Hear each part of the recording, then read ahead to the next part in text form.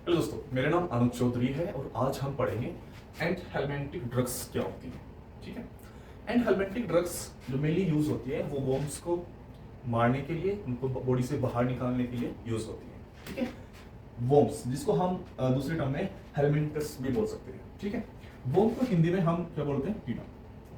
आपने सुना कि बच्चों को ज्यादातर कीड़े की प्रॉब्लम होती है, पेट में कीड़े जैसे हम बोलते हैं, नॉर्मल गांव देहात में नॉर्मल टर्म यूज की जाती है, किसको कीड़े ज्यादा हो गए। ठीक है। तो यानी कि जो वॉर्म होते हैं वो हमारी स्मॉल इंटेस्टाइन, लार्ज इंटेस्टाइन्स में, ठीक है, जब वो ज्यादा हो जाते हैं उससे क्या होता है कि हमारी बॉडी में कभी कभी क्या होता है कि अगर कम नंबर में है तो थोड़ी वीकनेस आती है, लेकिन अगर उनका नंबर बहुत ज़्यादा हो जाता है तो क्या होता है, तो बॉडी में और भी अलग अलग प्रकार की डिजीज हो जाती है और बॉडी बिल्कुल वीक होती चली जाती है। ठीक है। उसको खाया पिया बिल्कुल नहीं लगता है। ठीक है। तो हमें इसीलिए ड्रग्स की जरूरत पड़ती है कि जो वॉर्म्स हमारी बॉडी में, ठीक है, हो जाते हैं उनको बाहर निकाला जाए, जो भी वो हमें प्रॉब्लम क्रिएट कर रहे हैं हमारी बॉडी के अंदर, ठीक है, वो ना कर पाए।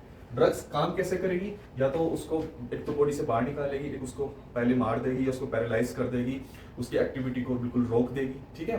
तो ये 3-4 काम ड्रग्स के होते हैं, जिससे क्या होता कि वो अपना जो भी एक्टिविटी, जो भी हार्मफुल एक्टिविटी वो हमारी बॉडी में कर रहा है वो नहीं कर पाता है, और जब उसकी डेथ हो जाती है या उसको पैरालिसिस हो जाता है तो वो फिर बॉडी से बाहर आ जाता है। ठीक है। फिसिस के थ्रू। ठीक है। जब आप मॉर्निंग में फ्रेश होने जाते हैं तो वो उसके थ्रू बाहर निकल जाता है।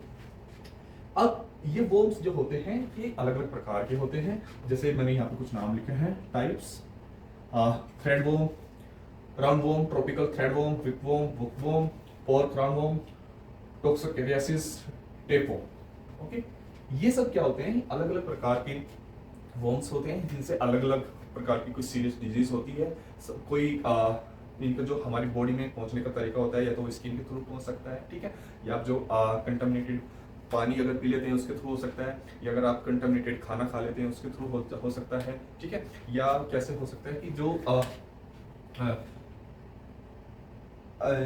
जब आपकी बॉडी में जो वॉर्म पहुंच गया है, ठीक है, उससे क्या होता है, सपोज कीजिए वो ऑलरेडी आपकी बॉडी में पहुंच गया है किसी भी मेथड से, स्किन से, वाटर से, या आपने जो भी खाया है, फिर जब वो वहाँ पे उसका अपने रिप्रोडक्शन होता है और उसके जो न्यू बेबीज होते हैं वो उनके, ठीक है, वो मेनली सपोज करो अगर वो इंटेस्टाइन में रहता है तो वो एनस में जाके उनको प्रोड्यूस करता है।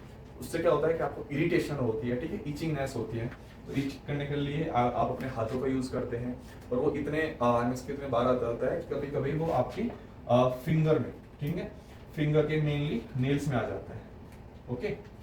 नेल्स में, अब नेल्स में आ गया है, फिर जब आप खाना वगैरह खाएंगे वो फिर दोबारा से आपकी बॉडी में एंटर कर जाएगा। तो एक तरीका ये भी होता है, ठीक है, पहुंचने का।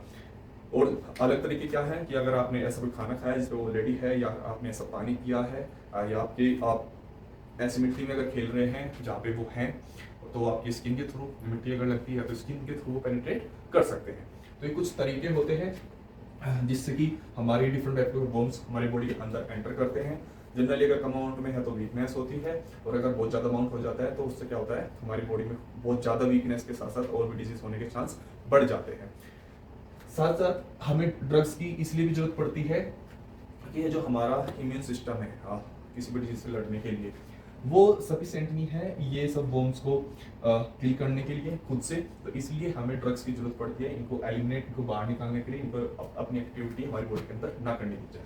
जो मेनली हमारी ड्रग्स होती हैं इन वॉर्म्स, इन कीड़े को मारने के लिए, वो हमारा यूज करते हैं अल्बेंडाजोल, मिबेंडाजोल, इवर्मेक्टिन, प्राजिक्वेंटल, निक्लोसामाइड एंड टीबेंडाजोल। ये सब जो ड्रग्स हैं ऐसा नहीं है कि हर एक के लिए सभी यूज होंगी।